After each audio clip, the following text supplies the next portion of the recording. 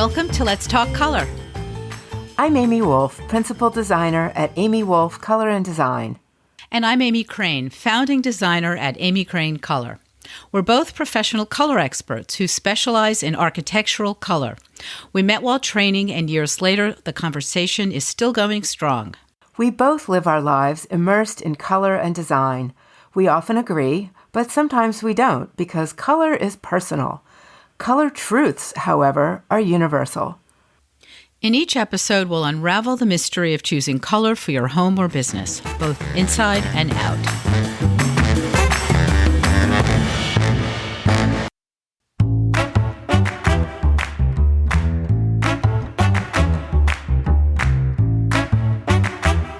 Hello, and welcome back to Let's Talk Paint Color. Holidays are right around the corner, but before you know it, exterior painting season will be upon us. Feels like it just ended a couple weeks ago with the long, warm season here in New England. Those of you who are thinking about painting next year, next summer, probably should be thinking about lining up your painter now and also thinking about exterior colors. So we've talked about exterior colors in a previous episode, but this time we're going to get a little more granular and talk about particular architectural styles. And we're going to break it down and talk about historic color, classic color, trendy color, and what it means to you in terms of your exterior. So tell us what you brought today, Amy. Originally, paints were all made from natural pigments found in the earth. And that's one important reason why color was to some degree regional. Even if people were using the same minerals to create the paint, it was different from region to region a little bit, so you'd get variations on the same colors. So originally there were just a few different minerals that were ground down into a powder and then mixed with a substance to put on the house. Usually it was linseed oil, but it also could be lime or even milk to make a milk paint. So the earliest colonial people actually didn't paint their houses. Back in the earliest 1600s and early 1700s, they did not paint their houses. The pigments weren't available. It was all very expensive. And so the wood was exposed wood and it turned brown. And of course, if you don't seal wood, it lasts less long. Then when some sort of paint came onto the scene and people would paint the trim on their house only, leaving the siding as the natural wood. In 1866, a company we've all heard of, Sherwin-Williams, was the first company to manufacture paint, which then could be disseminated to people. Of course, chemically, it wasn't made from the same materials that it is now.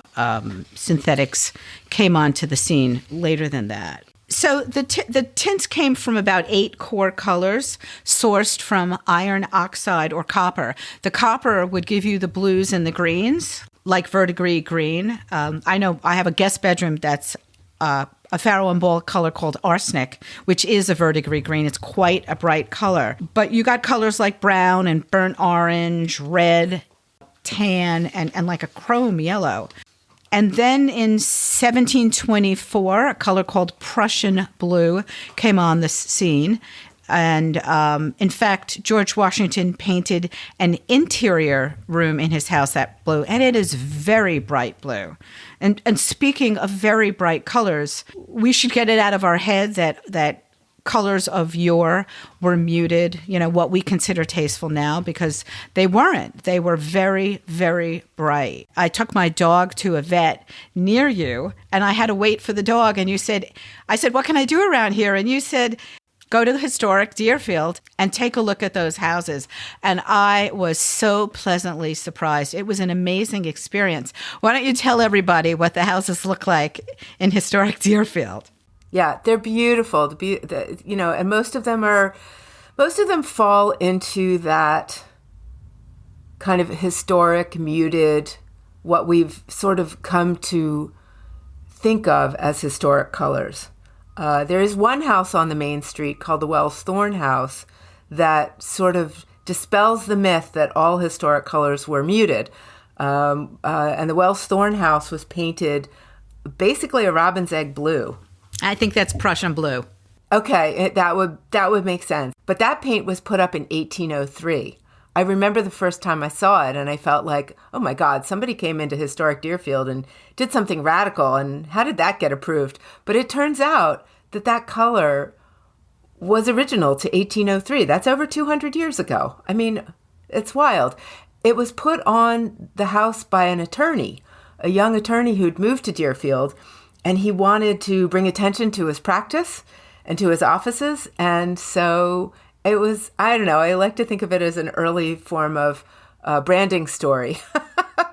Brand color and great marketing. They use bright colors. I mean, the house in Maine that I helped decorate, the new owner didn't want to repaint the outside right now, but she really didn't love it. I mean, she calls it the Maine Marigold House, and she said to me when we started, how could they have done this? I mean, here we are in Maine, all these historical houses. This is a big colonial. It's painted this crazy orange color. And I said, client, it's actually historic. They had orange paint there. They had like deep reds, they had orange, they had chrome yellow, they had this Prussian blue paint colors. Not all of them, but many of them were bright from these different minerals that were used then. Years ago, when Benjamin Moore introduced their Williamsburg collection, I sat with my architectural rep from Ben Moore, and I said, tell me about the connection between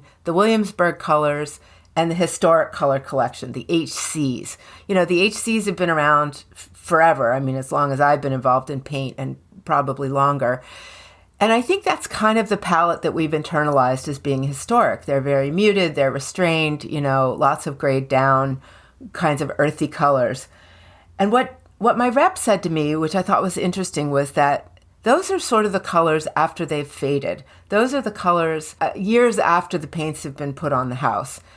Whereas the Williamsburg collection, which is full of much brighter colors, colors that were, you know, archivally researched in Williamsburg with these, you know, kind of color archaeology people chipping through layers of paint to discover what was originally on these houses, that the Williamsburg collection and all those brights, which is, you know, my very favorite palette, my ride or die palette, Van Dyck, those would have been the original colors. And so what they were doing with that collection is taking a step back further in time to the Gamboges and Parrot green. Yeah.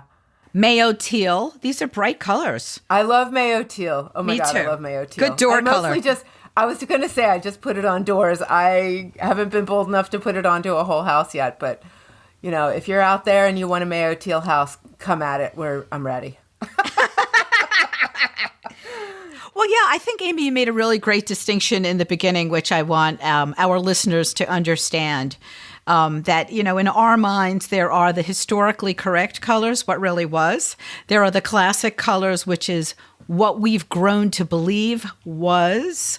And then there's what's new and trendy. And I guess a really good question is whether some architectural styles lend themselves to more creative expression than others. Like, would you choose to put an unusual color more so on a mid-century modern than you would on a colonial, or would you not? Is there something about the architecture and something about the history of that architecture that makes people embrace something different more readily than they would? Yeah, I'm not really sure of the answer of that. Maybe the answer is very particular to the style. So why don't we start with colonial, which, you know, happened when the folks first got here and led up until the Georgian period. I mean, I think that Wells Thorne house in Deerfield is a really good example of what we internalize. And I you know, when I'm doing a consult, one of my rules is first honor the architecture. Sure. Always we honor the architecture. We can't be doing weird stuff. That's my opinion. And of course, that's a rule. Rules are made to be broken, but it's a place to start. It's a baseline for me. And so when we go into historic Deerfield and we're driving along and we see all these houses that are what, on a very deep level, we consider appropriate. Yes.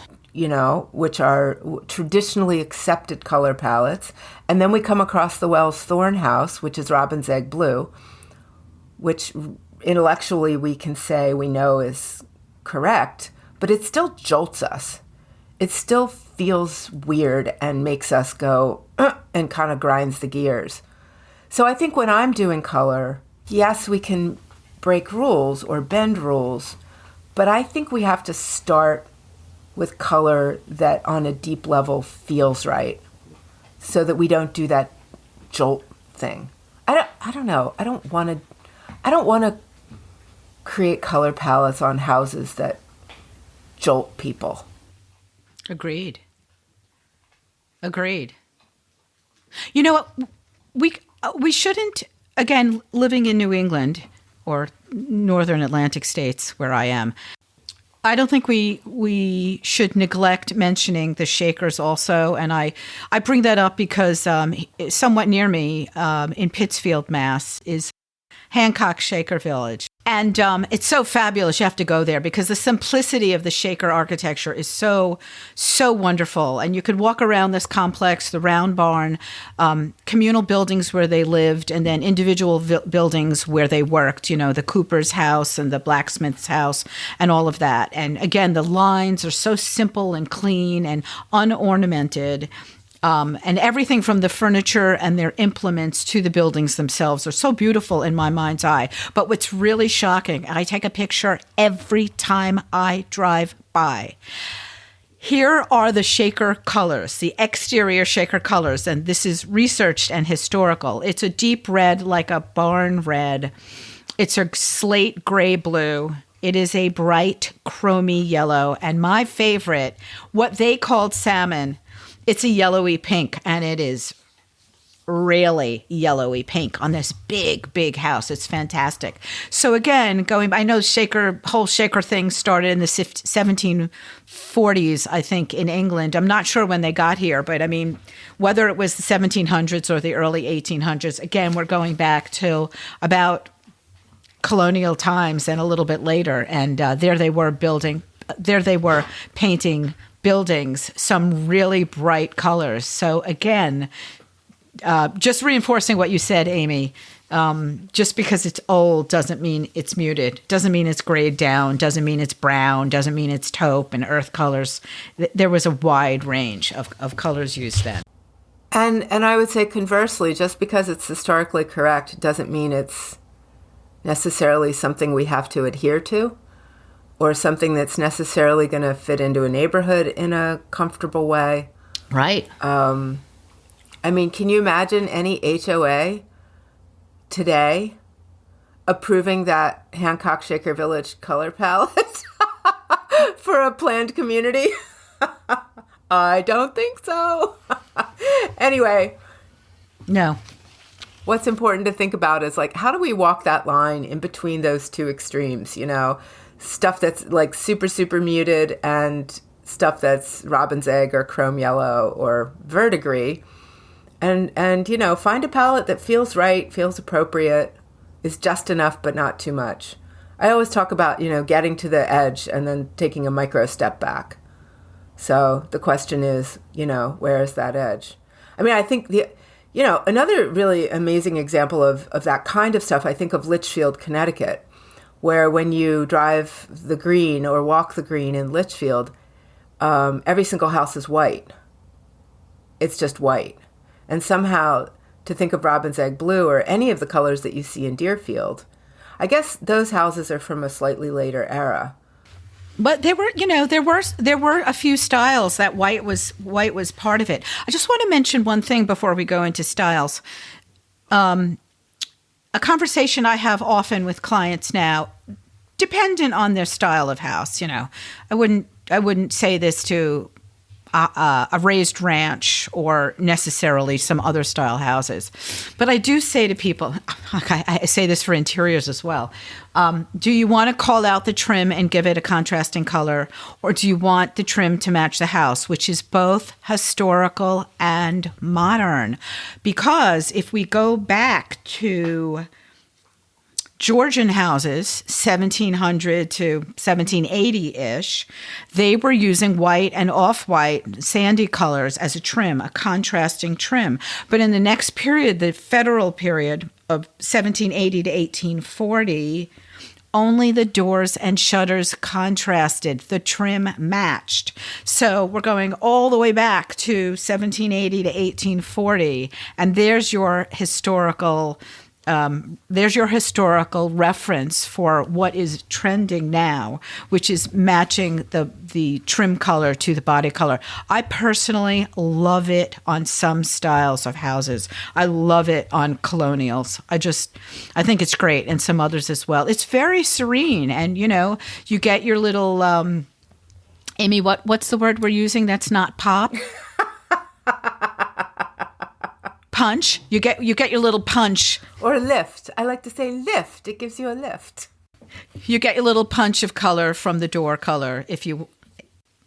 One thing I think we mentioned possibly in our first episode we did on exteriors, if not, here I am now. Zillow does every year or 2 years, they do their review of interior and exterior house colors or room colors and what would garner you more or less money in the sale of your house using these colors. And last time they did it was just a couple of years ago. And you got $6,000 more for your house if your front door was black. Which is really kind of surprising. I mean, I think it's really stately and elegant. But, I would only use it on some houses and some houses, depending on the body color of the house. So that was very interesting. I mean, I do think that, when you think about packaging and branding color, that, black and white and certainly gold have a certain cachet as being luxury. So I can imagine a white house with a glossy black door and a gorgeous, real brass door knocker. They kind of embody that luxury look. Luxury, classic, yeah. Yeah, that's something. I mean, I don't know. I think that Zillow stuff is a little bit of hooey, but it's good clickbait. Yeah. I mean, I think it is clickbait, but I think it's actual research, so it's kind of fascinating. So why don't we dive in? Well, let's dive in and actually start to pull apart. I mean, I think we've talked about the colonial. Yeah. You had your brighter colors in the Georgian: yellow, brown, white, red, orange, Prussian blue. Federal got creamier, like cream, soft yellow, peach, grays, and whites. Greek Revival. This is interesting. White, with dark green shutters, and their windows, the sashes and the grills, were dark green or black. And look how that's come back with our modern farmhouse. The whole idea of the window disappearing because all the components of the window were dark. It's not brand new, folks. It happened in the early 1800s with Greek revivals. Right. Here's a style to talk about because I want to get your take on it. Dutch Revival or Dutch Gambrel. By the way, those kind of gambrel, that gambrel shape that we have here is not exactly what's in Holland, but we call it Dutch Gambrel. I've done quite a number of them, and I don't know if there's a classic coloration for it. I had clients who wanted white with very dark gray shutters, so that's what we did. And I can envision in my head older gambrels being white colors, but I also can tans, mid-toned colors, and even not dark like black, but mid to dark, like darker grays and gray blues and those kind of colors. I don't really think of a standard color for a Dutch Gambrel, a Dutch Revival. What do you think about that? It's funny. When I was looking for houses in Florida back in 2002, one of the houses we seriously considered was a Dutch Gambrel, and it was yellow. It was a pale yellow. Yep. And I think that house always stuck with me. It felt so right to me in ways. This was before I got myself into the color business, but it's sort of remained a baseline. There was just something about that house and that yellow that felt appropriate. For me, I agree with white, but I also kind of feel like it's sort of a missed opportunity.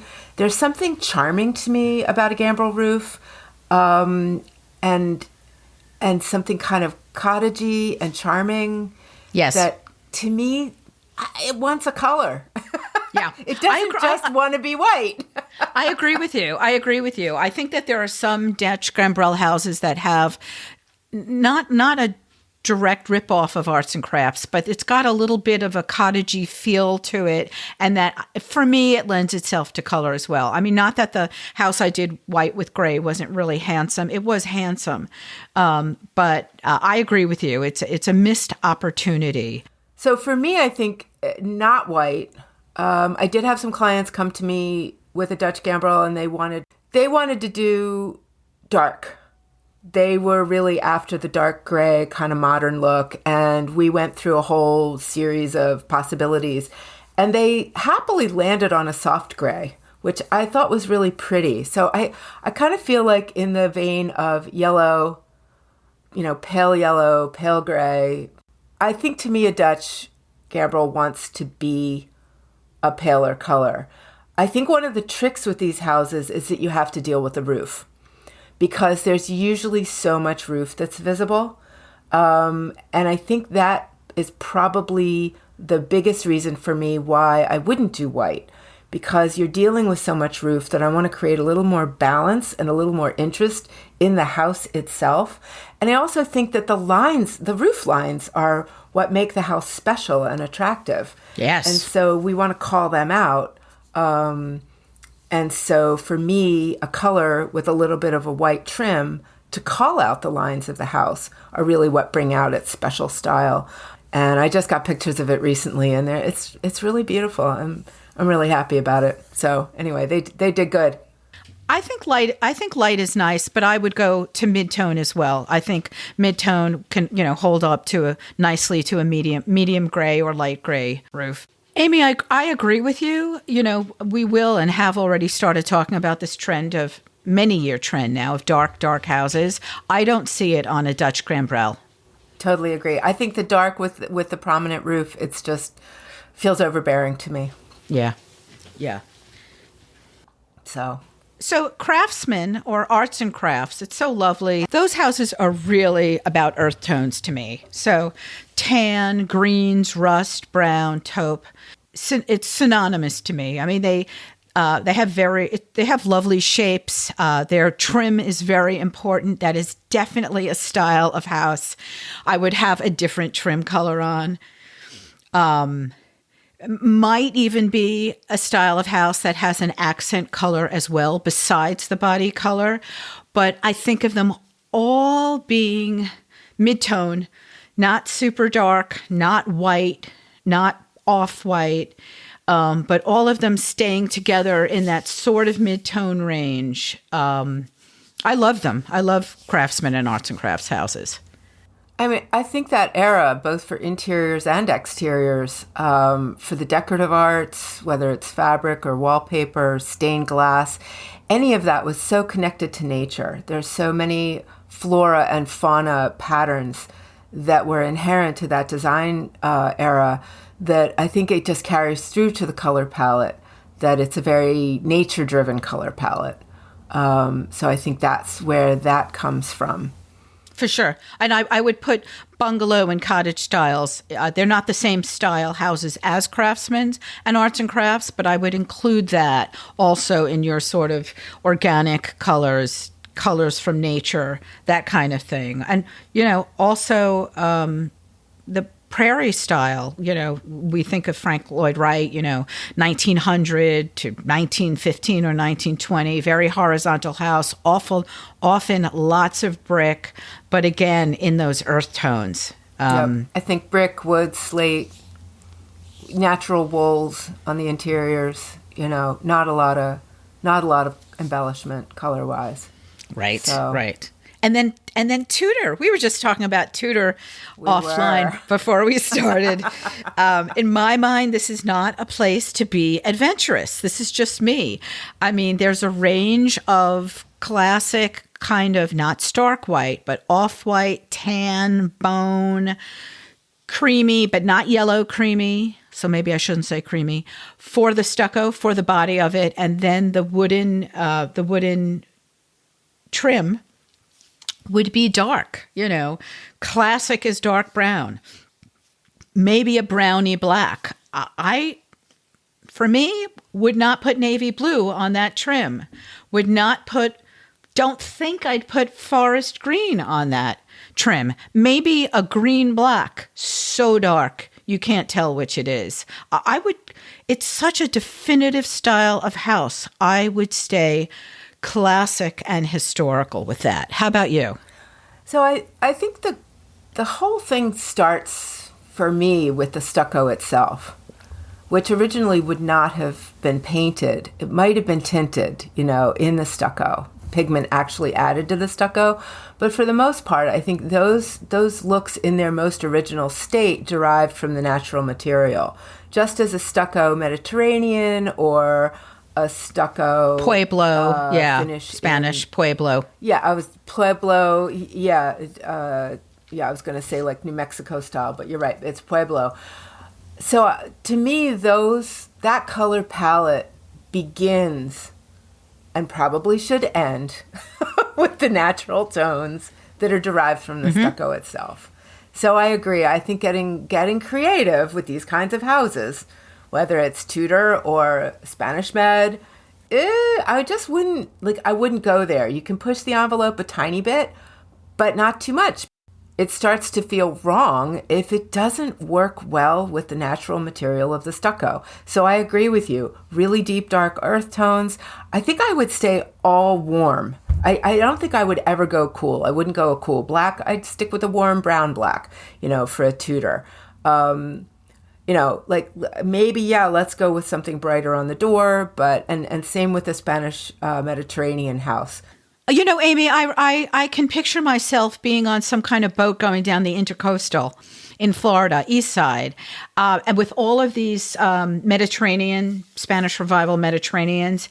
And though the majority of them are in the warmer colors, beige, cream, clay, pinky roses, every now and then I'd see a light blue and I'd think, no. Oh, right. No. Yeah. I agree with you. With a terracotta barrel tile roof and light blue. Ah! Yeah.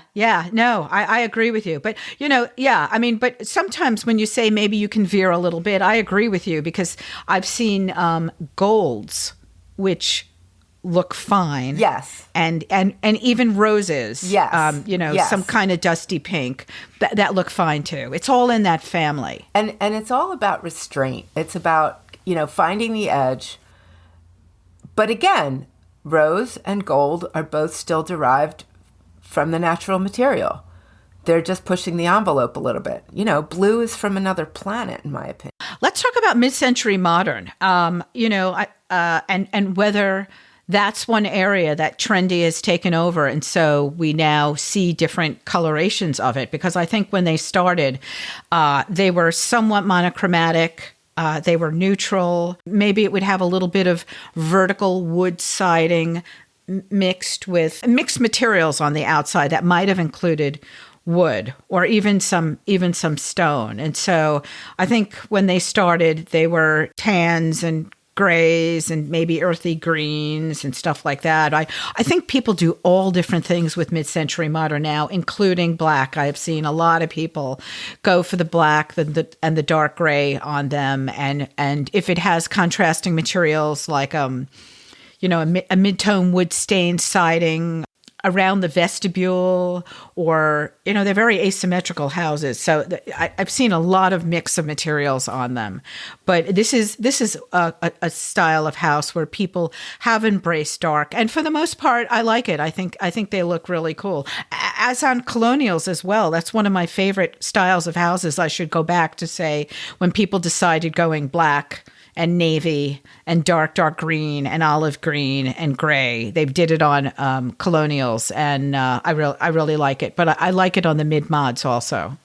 I mean, I think the mid-century modern exterior was something that came as a response to previous iterations, previous architectural styles. And it was a minimalist response.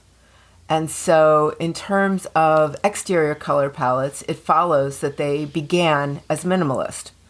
But what's interesting is that if you think about the color palettes of interiors of the 50s. Yes. And the 50s Yes. and the 60s, that those were anything but minimalist. Avocado, ochre, yellow, burnt orange.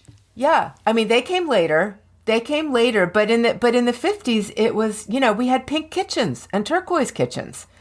And so there's this sort of dichotomy between the minimalism of the exteriors as a response to previous architectural styles, and then the interiors, which were really, very bright, very playful.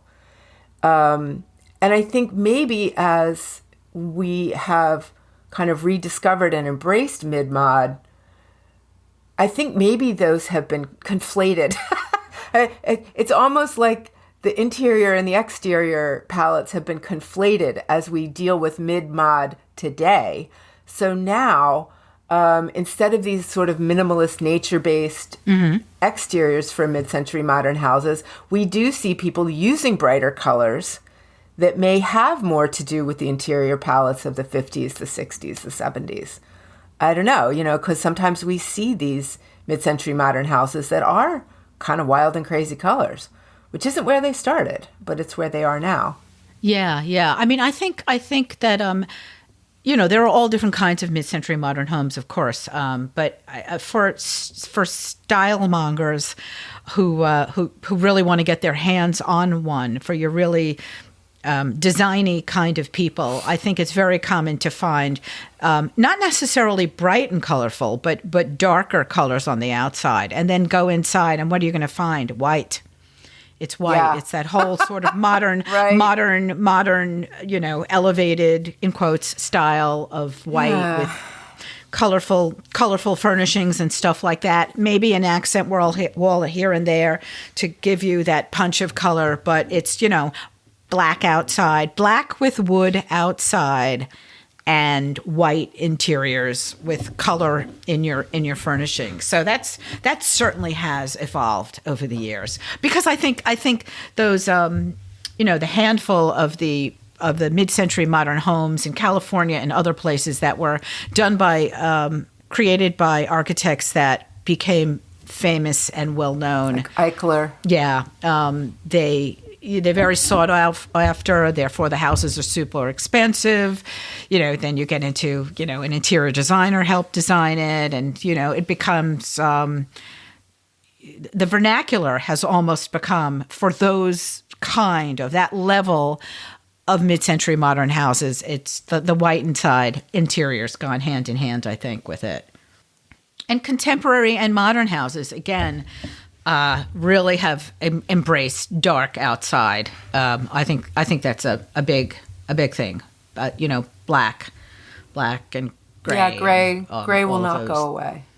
It's interesting. I was just at a conference in October in Boston dealing with neuroscience and design, and one of the most striking things I learned was this perspective of one of the architects speaking about the modernist Le Corbusier and Mies van der Rohe, and how that style of architecture was really born out of their PTSD from the war. Wow.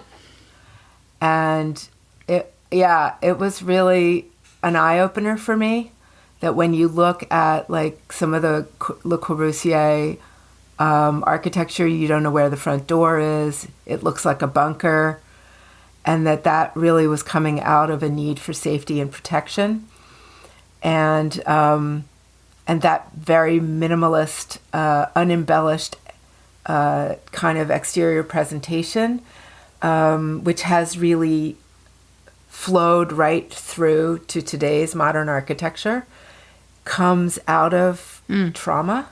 I thought that was a really interesting perspective. Yeah. These houses certainly aren't happy and joyful. They're elegant and restrained. When which is, it's just, I don't know. I have no conclusions, but I found it fascinating and eye-opening, and I will never really look at Le Corbusier or Mies van der Rohe or Breuer the same way again. We're going to dial it back a little bit time-wise and go back to the Victorians because we skipped over them. We're probably saving the best for last. And that would be the Victorian style. We're all familiar with the painted ladies and polychrome. And I think, I don't know, would you say you can do anything on a Victorian? I mean, what do you think about an all-white Victorian? That feels wrong to me. Yeah, it feels wrong. All black Victorian? I don't like it. Creepy? Yeah. Addams Family? I did one because the clients really wanted it. I think it is more likely to be viewed as creepy. Yeah. I hate to use that word. I mean, my client was thrilled. She wanted it. We did an almost black and with no contrasting trim, and it was it's somber. Yeah, it's very somber, and I think it does take us back to, I don't know, old movies or TV shows. When the house was haunted, it was always a frickin' Victorian. Yeah. And so black is just we just associate with that right away. Yeah, and that's that jolt I was talking about earlier, that jolt of driving down the street and seeing something and feeling like, no. Yeah. No. Yeah. I mean, one thing to remember also is that, there were sort of subsets of Victorian. There was folk, Gothic Revival, Italianate, Second Empire, Queen Anne, Carpenter Gothic, which, sometimes was white. I love that style. I think it's great. But, I mean, yeah, they were richer hues, deeper hues, roses, greens, blues. They, clearer colors, some muted colors. I think it was a lot of different things, and I think it can be a lot of different things. But I'm in agreement with you. Would not do white, would not do black, would not do all gray. Would not do one color. I wouldn't. I'm actually doing a Victorian that is a couple shades of dark blue and black foundation and a little bit of black accent and bright colored door. And it's as dark and black and monochrome as I would ever go. It's what the client really wants. The house is really dark now, so we're lightening it up. But yeah, I think it's going to be pretty and elegant. I think the blue will make a difference. Okay. Well, I hope you've learned a little bit more about using color for the built world. If you have anything you'd like us to talk about, anything you want to discuss, you can find us at letstalkpaintcolor.com. And we'd like to also ask you to like us, follow us, leave us a little review. If you're listening on Apple Podcasts, I know you can scroll down the page and find a place to give us some props. Happy painting, happy colors, everybody. We'll see you next time. All right. Bye.